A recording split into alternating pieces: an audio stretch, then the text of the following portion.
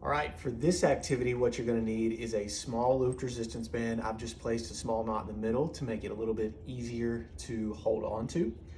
Then we're gonna work on big toe flexion. So with the small resistance band, go ahead and loop it around the big toe by itself.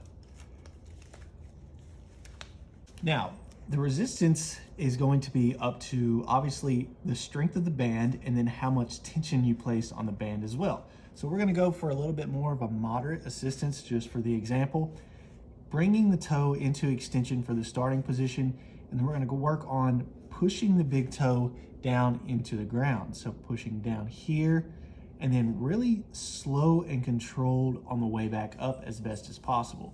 So again, pushing down here, and then allowing the toe to come up and then back down. So super slow on the way back up and then driving that big toe down into the floor yet again. If you find that your comfort level to complete this activity is with more separation of the big toe, you need to adjust accordingly.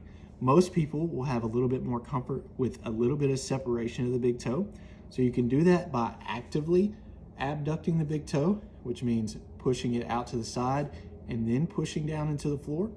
Or you can recruit a little bit of assistance with your finger. So just pushing a little bit against the big toe to make that abduction, and then pushing down from there, and once again, going slow on the way back up. Pushing down and slow back up. You might notice that your other toes try to lift and grip the ground in unison.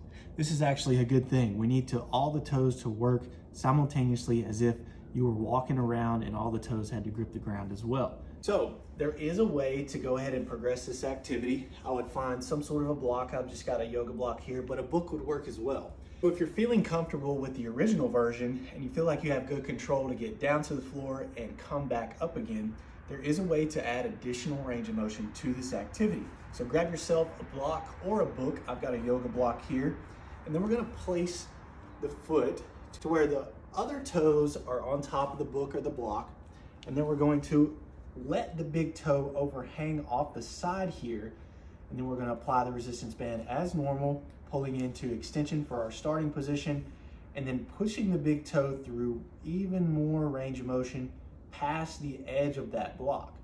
So we have more range of motion out of the big toe, which is going to lead to more strength through length.